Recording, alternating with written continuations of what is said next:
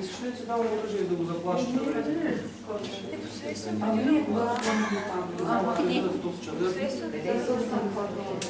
Туфличка, която ние там където трябва, това причинеш много. Туфличка, писмото второ, първото писмо е тук. Ти чете в първото писмо, не значи трябва да беше преди. Какво да правим? Да почнем? Ако дойде някой, ще го почнем от начало. Най-коравата антична публика сме тук. Зависи от мотората на публиката. Така. Всички се прекъсват. Браво!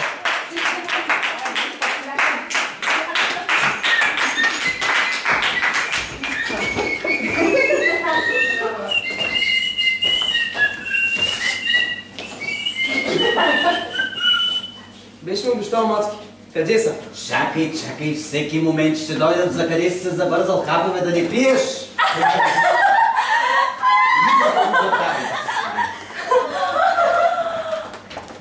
Виж какво приятно местенце! Мисля, че тук ще си изкараме хубавичка.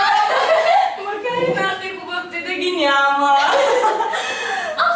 Ето го и отдара, да отправим молитвите си към нимфите и Афродита.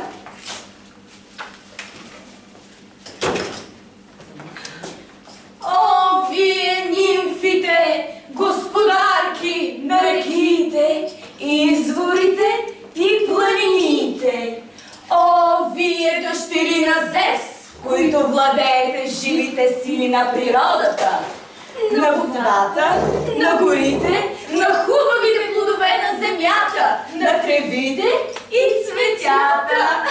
О, вие, които закриляте момите и водениците! О, вие, господарки на здравето и гадателското изкуство! Във ваша чест принасяме нашите дарове, за да ни изпратите добър, любовен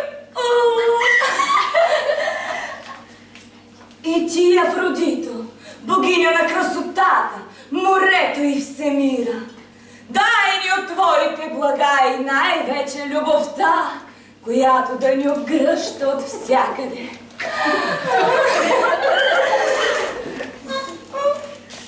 Тези панове не си че ни гледат много породливо. Якаш! Ти сакаш кай? Може да е каменисто, но е приятно и свежо. Като няма тревица да полегне, ще се просваме и тука. Кълна се в Афродита, че няма нищо по-хубаво от закуска под открито небе. Това вино италийско ли е? Да. Каза ми, че си купила 6 томни от Елевсина. Охо, имаме месо от млада коза и домашни кокошки. Абе, тези яйца, не ти ли се струва, че потрепат като задника на Триалида на онова състезание на жертвоприношението, на което ти ни покани? Толкова пъти сме се набивали, но рядко с такова удоволствие. Обаче, най-голяма наслада ни достави състезанието, което подхванахте с Триалида. За това, коя от вас двете ще извади на показ. По-хубав и по-сочен задник.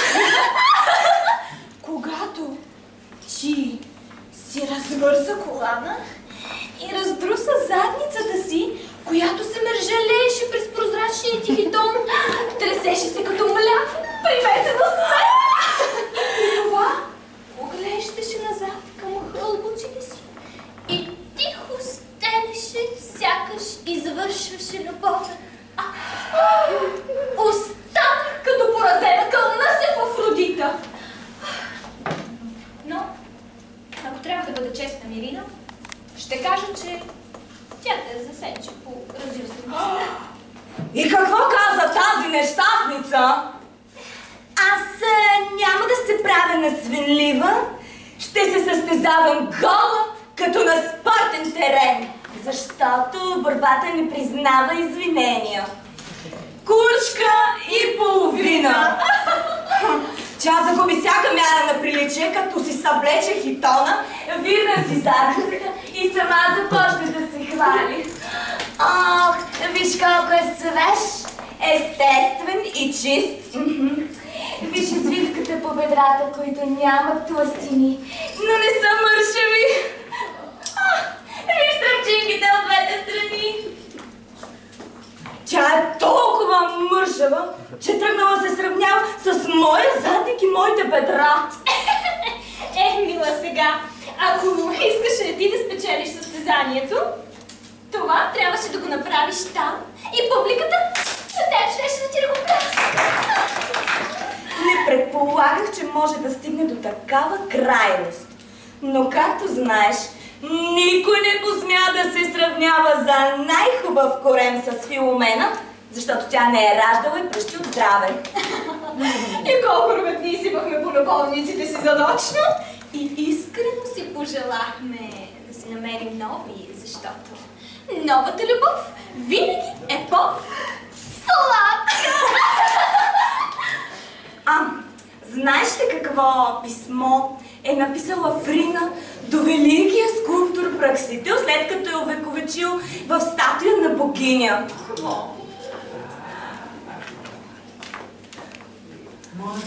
Любими мой, ти, който извая съвършеното ми тяло от мрамор за вечни времена, показа, че ти, Праксител, си най-великия скулптор. Като постави статуята на твоята хетера в храма, ти стана създател на едно прекрасно произведение, невиждано до днес. Да, аз стоя в средата на светилището, между твоята мраморна статуя на Ерос и твоята Афродита. Не ми завиждай, мили, за тази чест. Тези, които ни гледат, възхваляват теб, Праксител. И защото аз съм плод на твоето изкуство, ме смятат за достойна да се намирам между боговете. Едно единствено нещо липсва на дарението ти. Да дойдеш и ти при нас, за да легнем заедно в храма. Не. Няма да оскърбим боговете, които сами създадохме. Виждаш ли колко е превзета и префърцулена тази Фрина? О, язвителна си към Фрина, и то не заради красотата й, и не защото тази хетера покори великия Праксител с изваяното си тяло. Ти далеч не си по-лоша от нея. Ядът ти идва от това, че тя зае твоето място до Хиперит. А Хиперит се оказа мъж на място!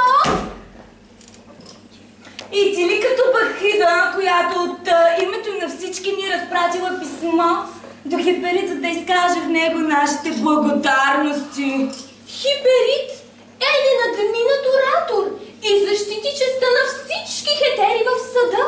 Сега никой няма да смее да ни упреква за занаята ни. Блестяща беше защитната му реч. Тъй, че не се сърди на Фрина, че стана любовница на мъжа, който така пламенно я защити в съда. А мъжете там искаха да я осъдят за неблагочестие. Слушай, той е разкъсал хитона и лилите на мъжете потекли неконтролируемо. И това естествено засегнало и похотливите съдии. Фрина застанала пред тях в цялата си красота и блясък. Божествена! Заблуждаваш се! Фрина Сама изкъсала хитона си и се е облещила в непокритата си красота. И когато лигите на мъжете потъкли, тогава Хиперик се е възползвал от положението, за да излее речта си пред смайните погледи на съдиите. Хиперик е велик оратор и ако не беше той, нямаше кой да я спаси.